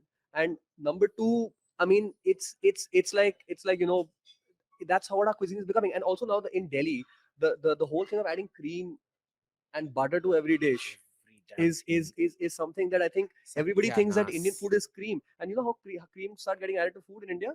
It's because when French cooking influenced British cooking and the British got it to India, so they were the first to add cream into food. And also हर चीज में धनिया डालना पता है हर चीज के ऊपर धनिया डालते हैं ना because the British and French used to sprinkle everything with parsley. तो हमने उनको चेप लिया, हमने धनिया मार दिया. हर चीज में धनिया डालते हैं. 100%. There is no need to put dhania on everything. See, 100% India is a dhania cuisine. Our dhania ke beej is what we use in Everything, I think what almost. defines Indian food the most all over India is the use of the dhania powder. Yeah. It's what makes Indian food different from other, let's say, cuisines, because dhania powder is literally like the base of Indian and Pakistani and Bangladeshi subcontinental cuisine. But I think what you're saying, sprinkling dhania on top, adding cream on top, this is 100% a British ये मक्खन भी add करना European जो है ना, invention. ये मक्खन भी Addition. ऐड करना is a European invention. 100%. This adding lots of spices is also European invention. So when did we have yellow butter in India? Earlier? We never did. It never existed. We only And had in white fact, butter. Amul butter was modeled on French butter. So what happened was they traveled, the team that developed Amul butter, they traveled to Icini, you know, where Disney comes from. He's the Icini, the island of Icini, which is famous for its butter, the Icini. They went to Icini, they tried these matured butters. And they realized that this was the Indian Ayurvedic way of making butter as well. You know, technically in India, when you make butter, एक है एकदम ताजा butter which you eat. But you're never meant to make ghee direct from the malai. You're meant to first culture it. So first तुम दही बनाते हो. दही का मलाई निकालते हो. दही का मलाई निकाल के उसमें से पहले churn करके मक्खन आता है. But that is not the makhan that you use for eating. That is the makhan you use to cook and then make ghee out of it, which was a very cultured. It had this beautiful nutty smell which comes with curing. Okay? So they then realized that this is a product that will sell. And I still believe Amul butter is the tastiest butter in the world. It is. It tastes better than the original bloody Berdesini. No, and I think Amul cream got it correct as well. They have Yeah. It has 35% fat. Yeah. It's perfect amount of fat for any kind of cream. It I mean, is. for cooking, Amul cream is just unbeatable. is. No cream can beat So, it. so there are three French things that we got into food: Amul butter, Amul cream, and the third very important thing is Tifika gherkins. Yeah. Tifika gherkins are the best gherkins anywhere in the world. I mean, I'm not advertising for the brand. I am, but not that I'm. But you can't make gherkins with. मुझे कोई पैसे नहीं मिले उनसे. But you can't make. तेरे को कौन पैसे देगा? तू काला है. मैं गोरे हैं. गोरा. हमारे पास पैसे नहीं है. हमारे पास पैसे नहीं आएंगे. देखो इंडियन लोग मेरे को सुनो. मैं गोरे हैं. मैं यूक्रेन से हैं. ये काला काला. But you know, I honestly think like the path I'm a full blown non-vegetarian, so I'm not one to The propagate. irony is 3 non-vegetarians are doing a vegetarianism. So I'm not one to propagate it. But look, when we say that we are not, we're all non-vegetarians. But why do we use the word non-vegetarian in the first place? Yeah. India is the only place in the world where you have a red and a green symbol. There's no place our Food and Drug Administration mandates us to put a red and green symbol on food. Yeah. Nowhere in the world are you supposed to do that. But notice, all three of us, our main meals are overwhelmingly vegetarian. या मैं भी हफ्ते में एक आध बार maximum खाता हूँ, वो भी कई बार नहीं होता. या मैं रोज तो नहीं खा ही नहीं सकता मैं. Go to places like Iran or Afghanistan or Uzbekistan or Turkmenistan, Yeah. where the main meal is meat every day and there is virtually no sabzi. Their idea of sabzi is one kachumbar on the. It's literally kachumbar. वो प्याज टमाटर cucumber और टमाटर को cut करके डालते हैं ना, थोड़ा सा नींबू लगा के, नमक लगा के. उधर तो वो नींबू नमक भी नहीं लगाते. वो ईरान में बोलते हैं सलाद शिराजी. अच्छा, मैंने सोचा शिराज में इतना अच्छा खाना मिलता होगा, ये सलाद शिराजी बहुत ही होगा. देसी कचुम्बर ले आया पे, और वो भी नींबू नहीं डाला, नमक नहीं डाला. खाओ. कौन खाएगा ऐसा बदतमीज चीज? ठीक है. सो कबाब में भी नमक नहीं. एंड आफ्टर, हाँ, कबाब में भी नमक नहीं. नहीं, कबाब में नमक था, पर but it's for And after 2-3 days, I'm like, boss, I just can't eat this. I need sabzi, I need dal. I'm craving dal and sabzi. In Italy, you don't find that problem because you actually get a lot of sabzi. There's lots of sabzi in their food.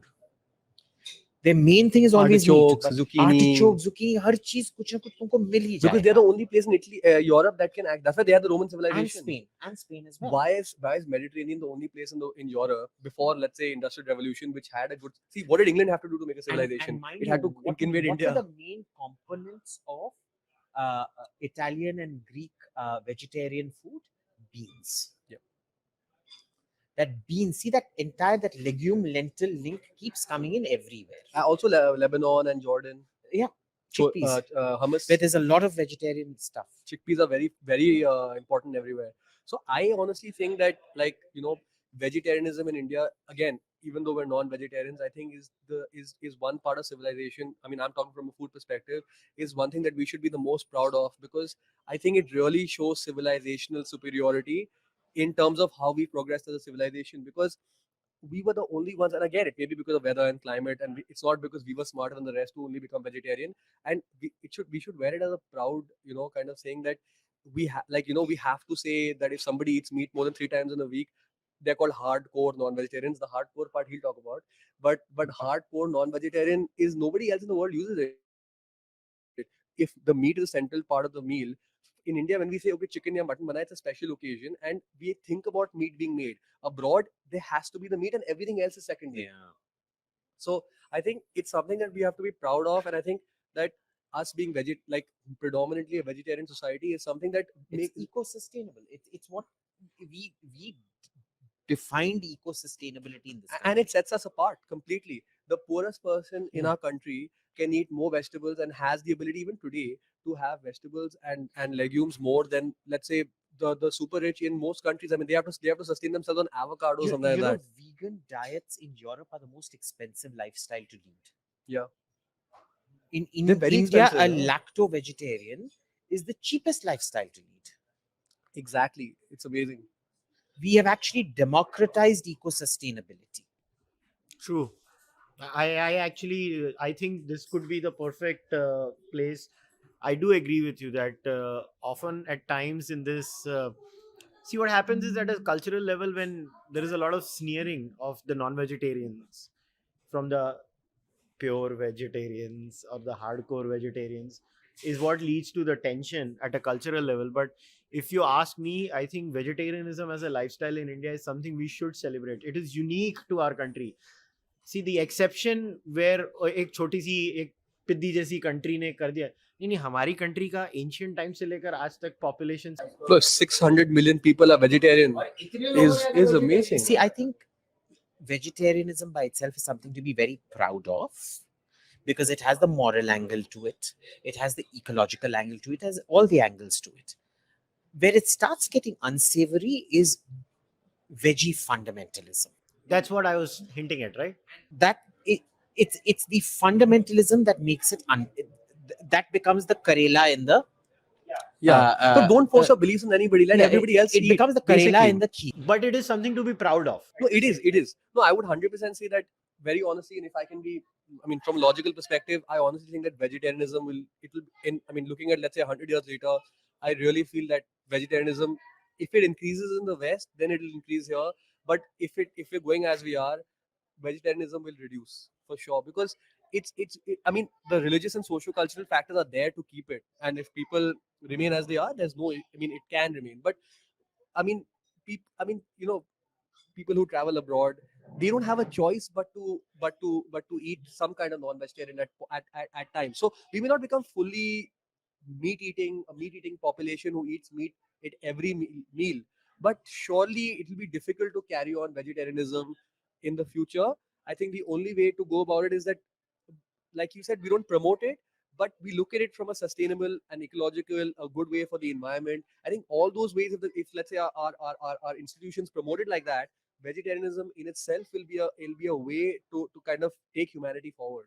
And to use the right term, it's extremely sustainable and propagatable if we do it the right way, which is to say, lacto lentil lactodalarian vegetarian, Yeah. as opposed to what Indian cuisine has become, which is masala gravy vegetarian.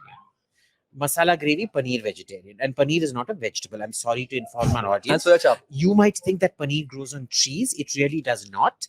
And in fact, you should be ashamed of yourself if your definition of vegetables is just potatoes and paneer. You're a go jump off a cliff. But that's what I'm fearing it's becoming. It's becoming a potato paneer country. It's becoming. As far as paneer is concerned, the less I speak, the better. How much nutritional damage that's causing, boss? It's bad. It's not that great for you because paneer is high in fat, low in Yeah. protein. First thing when you were serving me food, I was like, paneer. Because it's like it's the convenient foods are going to take their place. So what's going to happen in the future is that as life becomes more tough, you're going to start focusing less on physical activity and more on. So is vegetarian food easier to cook or tougher to cook? Easier to cook but tougher to get. I mean, it's easier to slaughter an I animal. would disagree. I actually judge restaurants by their vegetarian food. You know Correct. You're why? right. I agree with you. Because making a vegetable taste good It's tougher. requires so much more India mein to it comes naturally. It requires so much more technique. Much more. People today, because they don't have time for the technique, So cooking bhindi right is substitute masala for technique. Now I get what you're saying. Anything meat will taste good irrespective, more or less. Basically, मतलब बनाना आसान है, तो you can't go wrong in that. It's not about that. He's not saying that. See, jisko meat khana hai, he's used to the taste of meat. But a bhindi, if you overcook it, it becomes slimy. If you undercook it, it remains hard. You have to cook it right. It's like cooking prawn. So cooking mutton and chicken, cook it for 3-4 hours, it'll become soft. Whether you salt it correctly or season it, it's fine. Like he said, you over masala anything, it'll taste. You're tasting the masala more than the vegetable itself. But cooking vegetables, overcooking them or undercooking them is tough. So I mean, it's much tougher to cook vegetables than to cook meat. And then again, if you a meat eating person will eat meat in whatever form he or she gets it. But a vegetable person, person who eat vegetables, how many ways can you eat a bhindi? I mean, you can fry it, you can boil it, but you can't. I don't know. I don't think you'll eat pasta and white sauce with bhindi, right? Never. So it's just about the variation in Though some. in Japan, if you see the original, what was the Iron Chef? Yeah. They started using bhindi as garnish and things. Kachi Yeah. bhindi. Like, bhai, tu pagal ho gaya kya? I know. There's a limitation to like vegetarian cooking in some ways, and then there's not a limitation also because the variety of vegetarian food is so much. There's only one chicken, there's one mutton, and there's some kind of fish. Basically, all non-vegetarian is around 4 proteins. Yeah. Pork, fish, Red meat, chicken, and red meat. Goat or sheep, and beef. Yeah, basically. 5. And you have venison and all that kind of stuff that But they eat. venison is rare. It's rare, right? yeah. So ducks and geese, even in France or China, You would put them in a separate are rare, category. yeah.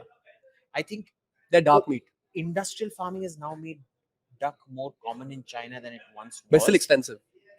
In India, it's very expensive to eat duck even now. It's a rare kind of bird that you would get. Maybe the demand is not high, so the supply is matching the demand. But I would say that vegetarianism in India, I mean, if people go about it the way they're going, it's going to be tough to carry it. So we have to there have to be institutions that promote vegetarianism in a more sustainable manner. That we promote people to start eating vegetables again, which I think we're losing. Not masala. Yeah, masala and eating vegetables like eating lauki and karela and maybe restaurants. I mean, there are very few restaurants that actually cook lauki and karela and put it on the menu. Yeah. I mean, there's really fancy restaurants who put on the menu, or you'll go to a dhaba and you can get it. But the mid-level restaurants would never put lauki and karela on the menu because people won't order it. So it's just a waste of inventory. But understand, karela is a very sophisticated taste. So in China, karela is one of the main vegetables. People don't realize karela is a very unique perfume of its own. You can't drown it in masala the way people do to hide. Then what is the point of the bitterness? You show off about beer. Beer is very bitter. Yeah, and but people like it. But people like it. It's just about getting used to it. And you want to show off, oh, मैं ना Germany के Oktoberfest में जाके मैंने ये white beer पिया, और ये black beer पिया, और ये gluten free beer पिया, पर इधर आके करेला मैं नहीं खाता. हाँ, बिल्कुल.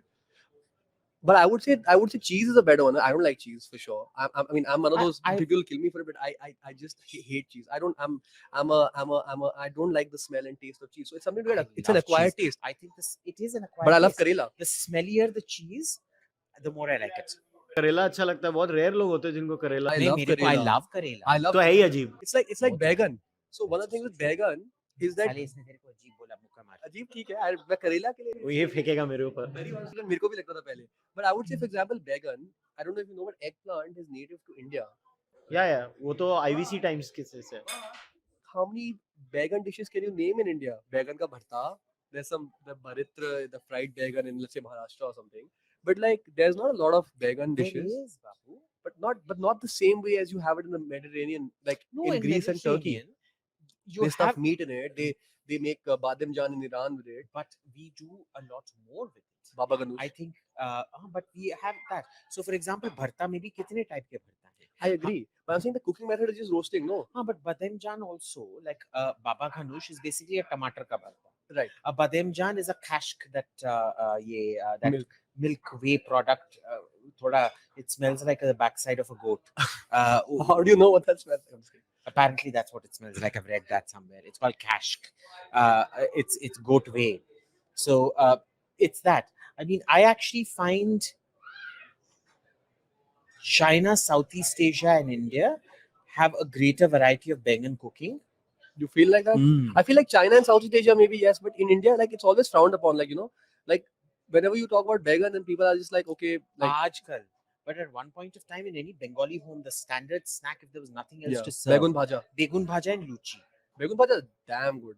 But again, like I just feel like there are so many vegetables that we could be doing more with. And we're not. Simply because we're lazy, I think, and we always think that okay, there will be certain outcomes with these vegetables, and let's stick to those outcomes, and let's not experiment more. So there is this homogenization and standardization trend exactly that's happening because you don't want to change something that as it's been going. Because it's things like, so for example, Italy. Yeah. Italians, spoken Italians till the age of TV. Right. Even though Tuscan Italian was made the standard Italian, it did not become standard Italian till the 60s when TV was introduced. TV became widespread. And then people had to learn Tuscan Italian to kind of understand what's coming on TV. Hindi did not take off because of Hindi imposition in this country. Hindi took off because of TV and Bollywood. And Akashvani and Akashvani and things like that, right? So it's like that. This homogenized, this sort of the Punjabi genocide of Indian food, as I call it. This the masala genocide, the ceaseless extermination of vegetables at the altar of onion, tomato, ginger, garlic, and MDH ka kitchen. I think king tomato masala. 100%. Tomatoes really destroyed. I think MDH Lalaji's kitchen king masala and pyaz, lasan, tomato gravy have done more to India, more harm to India than Churchill ever did. Probably, but see, that's the thing, like I just feel like the origin of vegetarianism in India is so fascinating, and that we are the ones who kind of invented it, and we took it forward without taking a step back. We always took 2 steps forward in vegetarianism throughout our history, and I feel like that's what we have to do now again. Yeah. As I said, there has to be someone to kind of start promoting vegetarianism in start eating drumsticks and yams again. Yeah, and who's doing a very interesting job with vegetarianism of late is this Israeli chef called Yotam Ottolenghi. Yeah, he's very famous. He's doing he only cooks vegetarian overwhelmingly, like 90% of his menu is vegetarian. He's doing some incredible stuff with vegetarian food, which we should have been doing, because the more we got exposed, like, how it took us no time to adapt Chinese food to our palate. It took us no time to adapt pizza to our palate and make chicken tikka pizza and all of that. But Kamal Kakdi and drumsticks, no. Yeah. Why aren't we taking... Kathal. नहीं हम तो कर रहे हैं, हमारे menu में है सारी चीजें, तो हम चाहते हैं कि लोग कटहल आके खाएं. We you should also have future kathal. You should also have a crystal ball gazing menu. Okay, why not? Taking kathal and shojne tata. Shojne tata को हिंदी में क्या कहते हैं? Drumstick को हिंदी में क्या कहते हैं रे? Drumstick is for as long as I've known it, we've called it moringa. Is the moringa, but anyway, you know what a drumstick is. Take drumstick to the future. Yeah. Take drumstick 20 20 years to the future, 50 years to the future, 100 years to the future. I agree with you. So I think that, like, for example, jackfruit and yams, if we kind of start eating them again, it'll be great for our Yeah. health. फली बोलते हैं ना उसको, कुछ something की फली. I just feel like, you know, these vegetables will be they're really tasty. Yeah. They taste great. I think, and in fact, instead of soya chop, if we start eating jackfruit again, that'll be. I don't know how much more expensive it is. I don't think it's that much more soya chop expensive. would be such a fantastic meat substitute. We've not required meat substitute in this country because we're not a meat substitute cuisine. But if you're looking for a meat substitute, kathal is such a fantastic. नहीं बस soya chop तो है ना. But soya chop does taste nothing like meat. He's saying that kathal is the one that we should be promoting because it's a historical vegetable. It's native to India, and it tastes bloody good. I think the other issue is, and I think that this is something that the Indian government has to kind of, like, you know, or whoever is in charge has to kind of prop up. I think the issue in India we've had is that we started growing tomatoes and potatoes all year round, but we've lots of our vegetables, even mangoes. I mean, it's India's biggest export. It's our national fruit. How can it be that the mango is still seasonal? We should have mangoes growing throughout the year. How come our science hasn't kind of had the ability to grow mango throughout the year? We have so many different varieties of chilies in this country, but it's just called hari mirch. Nobody knows the variety of mirch. Yeah, that's true. But then again, chilies are easy the to grow. Mathania chili, technically, which is so critical for lal mas, is the same as the Guntur chili. Yeah, is it? Yeah, it's the same species. Okay. The thing is, they'll call it ye Mathania mirch. There's a lot of pseudoscience. There's a lot of non-scientific classification happening. We've not looked after our traditional species of chickens or goats, classified them, maintained a pure breed line. We don't do that kind of thing. So I just feel we have no, like, the French have the Appellation d'origine contrôlée, the Appellation Control Board, which classifies everything. So the breast chicken has to be reared a certain way, fed a certain thing, everything. Cheeses have to be made a certain way, certain vegetables have to be from a certain region only. We don't do all of that. And see, that brand, So food and cuisine has to be some sort of a national heritage. Exactly. I think. Well, it's very hard to make it a national heritage in India because in India, as they say, sociological issues and politics. No, but you did see you know what I'm. But you did see our Prime Minister speaking about millets, I think a month ago, in one of his Mann Ki Baat speeches. Look, honestly, if you want to save vegetarianism, it has to come from, I don't know how else to say it, but it has to come from the SC/ST OBC Samaj. Let's put it this way.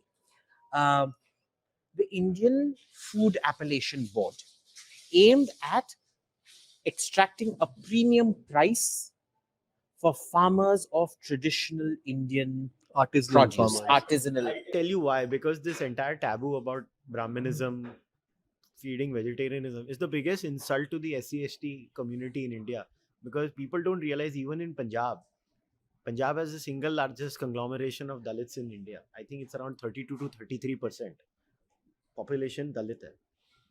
उनमें deeply evolved vegetarian culture है. बहुत highly evolved. Vegetarianism से ज़्यादा वो लोग तो कांदा लहसुन भी नहीं खाने वाले. कई उनमें आपको ऐसे particular caste मिलेंगी, जात मिलेंगी. तो आप जब हर चीज़ को इंडिया में जो आप लोग बोल रहे हो, मतलब मैं honest answer दे रहा हूँ ये, कि उसकी प्रॉब्लम क्या आती है कि look at sociological papers in America with the same white progressive person who extols the virtues of veganism. If I go and tell that person, they will be... It will call the Brahminical protein genocide. I mean, this is why, see, when it is a serious problem, and this is not created by them, this is created by Indian social scientists who were exported to these countries in the 60s, 70s, 80s, 90s, who have basically bred this entire system and have filled it with poison where, okay, not every vegetarian cuisine has to be Brahmin. Like, is Jain cuisine also that?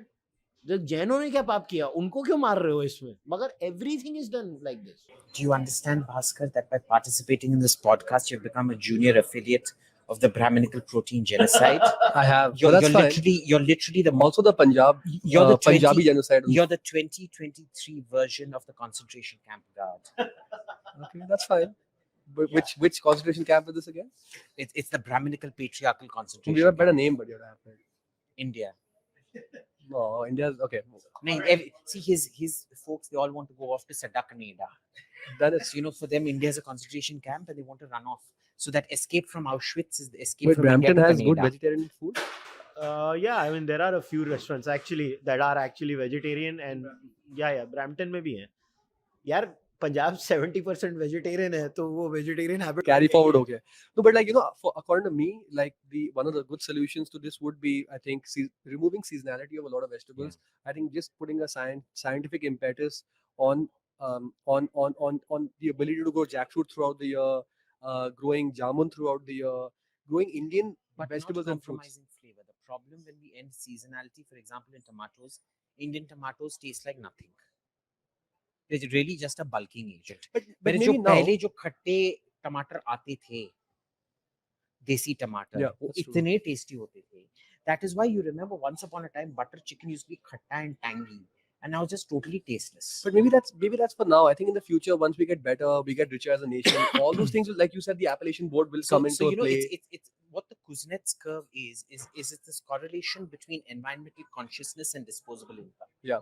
That the more Disposable income increases, environmental consciousness and therefore pollution comes down after it crosses a certain like in threshold. Western countries. I think that's what's going to happen to food, which is why Yeah. said we're in the yuppie phase or the middle phase of Indian vegetarian cuisine. But then it's also that different parts of society in India are in different phases as well, right? Yeah. It's like some parts are using black and white TVs and the others are using more modern TVs than everywhere in the world. So it's like that in food as well. Yeah. We have Michelin star restaurants. I mean, we don't have a Michelin star guide in India, but we have Michelin star level restaurants in India. But then we also have, whatever else. Yeah. So I think standardization of like high quality vegetable produce will happen, but it'll take some time. But side by side, if we can get things like removing seasonality, removing or encouraging eating native vegetables or eating vegetables in itself more, I think that's what's going to be a very good thing for vegetarianism in the future. All right, before we wrap up, then why don't you tell everybody a little bit about Mala Akbari again, and where can they come and what can they look forward to? Thank you so much, Kushal. I think we have two branches of Mala Akbari, one in Ambience Mall, Vasant Kunj in Gurgaon, and we have in Delhi, and we have a restaurant called 32nd Avenue, which is in Sector 15 in Gurgaon. So the concept is that what were we eating in India before the Columbian exchange? Number one. And what were we eating in different parts of India, not just like the Mughal Empire. So not only Mughlai food, which we also have some nice dishes from the Nuskai Shahjahani. I think we have the book somewhere here. But what all were we eating in the Chalukya Empire? What were we eating during the Satvahana period? What were we eating during the Sultans of Mandu, the Bahmani Sultanate, the Vijayanagara Empire? So we may not have got all the dishes out of research that we want to, but we're getting there. And really, there are a lot of drinks and food to be tried here that you will not find anywhere else for sure, and that are very different and are based on the concept of spices being the main ingredient and not, let's say, chili, potato, tomato, which were introduced to India way later. Awesome. So once again, both of you, thank you very much, guys. This was a lot of fun. And before I wrap it up, I did eat the food here today. I have to say it was one of the best. And I told Abhijit कि पहली बार तूने life में कुछ अच्छा काम किया. तेरी एक बात को मैं मान लूंगा. So at least I accept that. But if you are in this region, do me a favor. Come here, eat, take a photo and tag me on Twitter. You know my Twitter handle, it will be in the description. And also follow Mala Akbari on Twitter. Also I'll tag Bhaskar. Bhaskar Twitter पे आजा, थोड़ा मान ले, आजा Twitter पे. Follow Abhijit on Twitter. Like this channel video. Leave a comment. If possible, become a member. I'll see you guys next time. And until then, take care. Bye.